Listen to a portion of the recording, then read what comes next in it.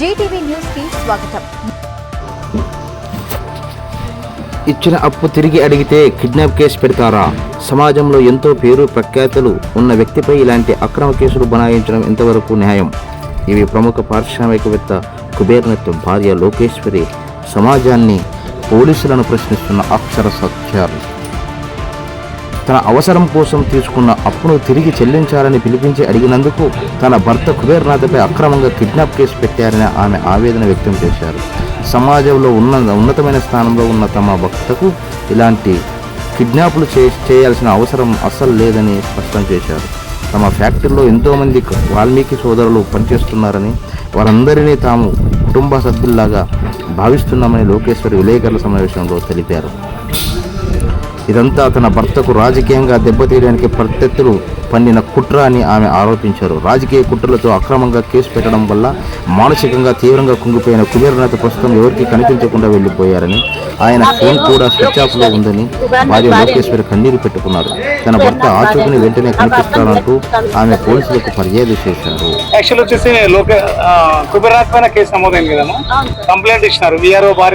ఆమె మాటల్లోనే అప్పు అడిగినందుకు అట్లా మేము మాట్లాడుతుంది యాక్చువల్ వచ్చేసి బత్తిని కుబేర పారిశ్రామికవేత్త టీడీపీ నేతపై విఆర్ఓ సురేష్ భార్య కంప్లైంట్ ఇచ్చింది. ఏమని నా భర్తను కిడ్నాప్ చేసి వాళ్ళు కొట్టారని, బెదిరించి కొట్టారని కిడ్నాప్ కంప్లైంట్ ఇచ్చారు. దాని ఫిర్యాదు మేరకు నమోదు చేశారు. లేని పోలి పుకారు పుట్టించినారు వాళ్ళు. నాకు అప్పు ఇచ్చినాం మేము, డబ్బులు 5 అప్పు ఇచ్చినందుకు ఇప్పుడు అట్లా చేస్తున్నారు మా పైన నా భర్త పైన చాలా కఠినంగా శిక్షించాలని మేము కోరుతున్నాం. డబ్బు తీసుకున్న వ్యక్తిని న్యాయ పద్ధతిలో పోయి డబ్బులు వసూలు చేసుకోవాలి కానీ ఇట్లా దౌర్జన్యం కొట్టి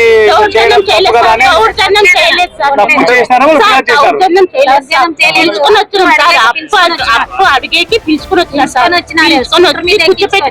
ఫ్యాక్టరీలో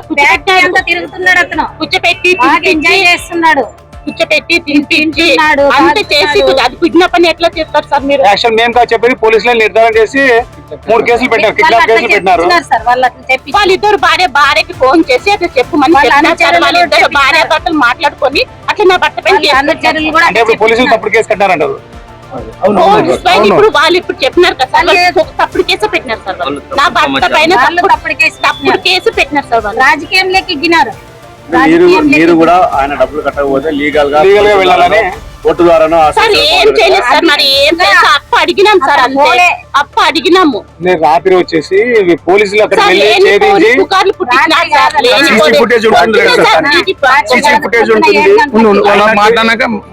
లేదు, మేము కన్ఫ్యూజ్ కాకుండా క్వశ్చన్ అడుగుతాను, ఒక్కరు మాట్లాడాలి. యాక్షన్ వచ్చేసి సురేష్ భార్య విఆర్ఓ సురేష్ భార్య వచ్చేసి నా భర్త కనిపించడం లేదు, నా భర్తని కుబేర్నాథ్ అనే పారిశ్రామికవేత్త కిడ్నాప్ చేసినారని ఫిర్యాదు చేసింది.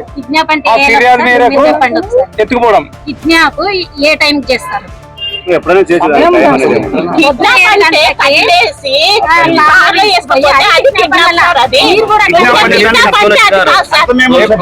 మీకోసమే అడుగుతున్నాము.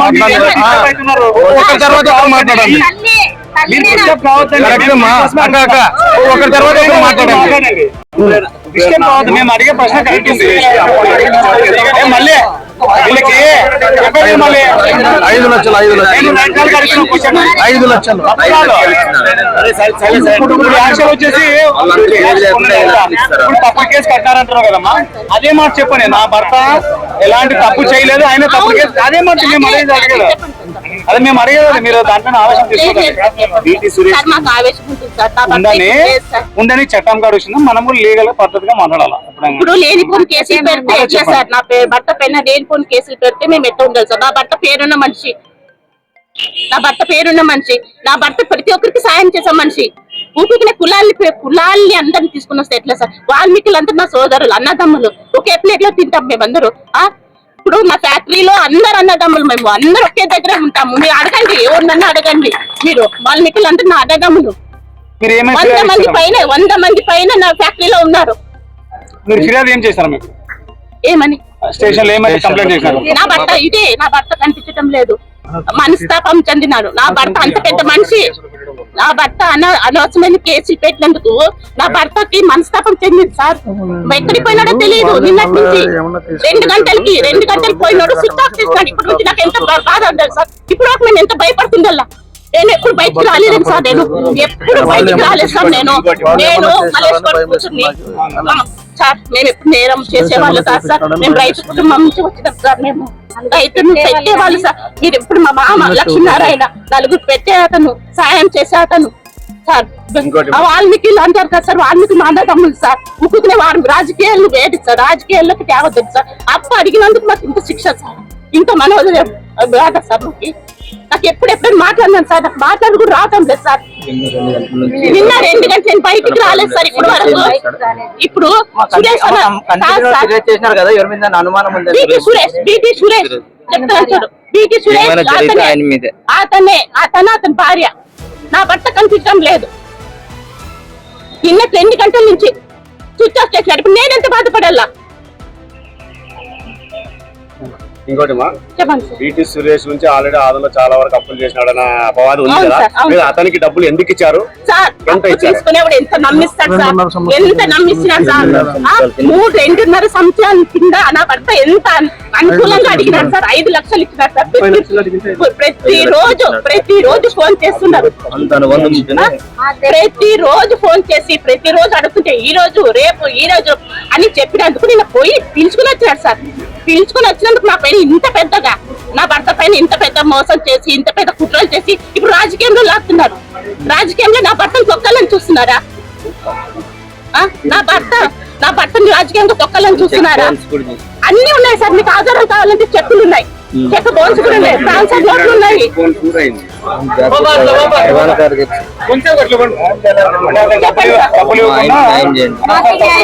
అప్పుడు కేసులు పెట్టించినారు సార్. ఇప్పుడు నాకు న్యాయం చేయాలా? ఇప్పుడు నా భర్త ఎక్కడ పిలుచుకోండి.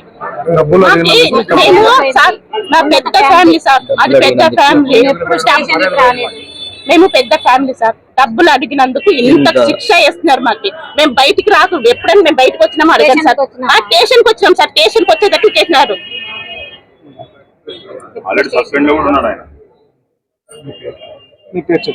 లోకేశ్వరి సార్, లోకేశ్వరి గవర్నర్ భార్య. చూస్తూనే ఉండండి జీటీవీ న్యూస్ ను. నిజం మా ధ్యేయం, సమతా సంక్షేమం మా లక్ష్యం. మరిన్ని వార్తల కోసం సబ్స్క్రైబ్, లైక్, షేర్ చేయండి. నమస్కారం.